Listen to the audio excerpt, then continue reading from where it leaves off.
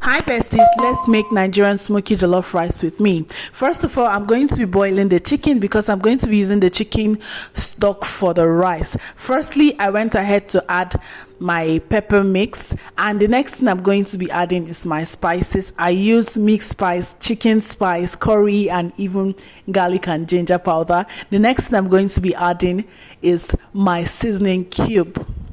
The spices are optional if you don't want it. Then the next thing I'm going to be doing is stir very well so that the chicken will marinate properly with each other, the spices can get in. And the next thing I'm going to be doing is to be adding the chicken inside a pot to boil and leave it to boil for some minutes. And after that, here the chicken has simmered and it's in tender how I want it. The next thing I'm going to be doing is to wash my rice properly. I'm using a Nigerian rice, so I have to wash it very, very, very well to remove stones from it. You know, our Nigerian rice used to have some chaffs in it. You can see the chaff. So after that, I wash it second time, and I'm going to be washing it very properly. You can see how neat it's looking after. Here is the third wash, and the next thing I'm going to be doing is to add water to a pot to boil. Here my water is hot, and next thing I'm going to be doing is to pour the rice. After pouring the rice to the water, and I'll allow it to parboil for some minutes. And here my rice is pre-cooked to the tenderness I want it to be. The next thing I'm going to be doing is to strain it into a strainer and wash it very properly to remove excess starch from the rice. Our Nigerian rice needs to be washed properly, if not you eat a lot of stones from it. You can see how I'm washing it with clean water after straining it. And here, after I've washed it with clean water, the next thing I'm going to be doing, you can see how neat it is. I'm straining it inside a strainer. The next thing I'm going to be doing is to start my sauce making for the rice. Firstly, I added groundnut oil into a heated pan, and after the groundnut oil is hot, I added onion and I added curry powder to the onion that is already fried. The next thing I'm going to be adding is my tomato paste, and I'm going to be stirring it to fry to the consistency I want before adding another thing. I have to fry my tomato paste very well so that I won't get that sour taste.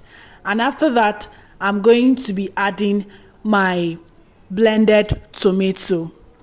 That's my freshly blended tomato. And after that, I'm going to be stirring it so that it will fry very well. I like my sauce to fry very well. And the next thing I'm adding here is my pepper mix. The pepper mix has fresh pepper, tatashe, garlic, and ginger in it.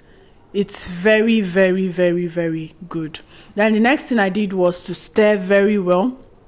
And after that, I'm going to be leaving it to simmer for some minutes. And the next thing, I continue stirring until I get the consistency I want it to be. You can see how fried it is looking already. The next thing I did was to add my spices. After adding my spices, I stirred to the consistency I want. I'm still in the process of frying though. Then after that, I'm going to be adding my seasoning cubes. My crayfish and other spices I want to add. You see it in the process of the video. And here is my chicken stock I'm adding. The chicken I boiled the other time in the first beginning part of the video, that was the chicken stock I added here. And the next thing I continue stirring to the consistency I want. You can see how fried it is looking already. The next thing I added was salt, and I continue stirring so that I will get that consistency I want. The next thing I added was water. I added water so that I can boil the rice here. After adding water, I'm going to cover the pot so that, I first of all stirred. This voiceover is something else. And I covered the pot. After the water is boiled, I added my rice. I am tired. You put that to the voiceover. Now they try. I can't cap for now. Okay, you can see I'm stirring my rice. Guys, if you are one secret to making jollof rice is, if you are cooking, make sure you come to stir it at intervals so that all those ingredients will mix together and come up. Like the sweetness is on the bottom pot of the rice, make sure you bring it up so that all of them can get it. The next thing I did was I added my carrots, my green beans, my kidney,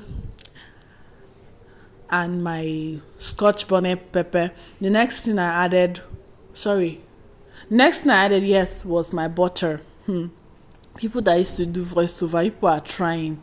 And I covered it to simmer so that the butter can marinate in it properly.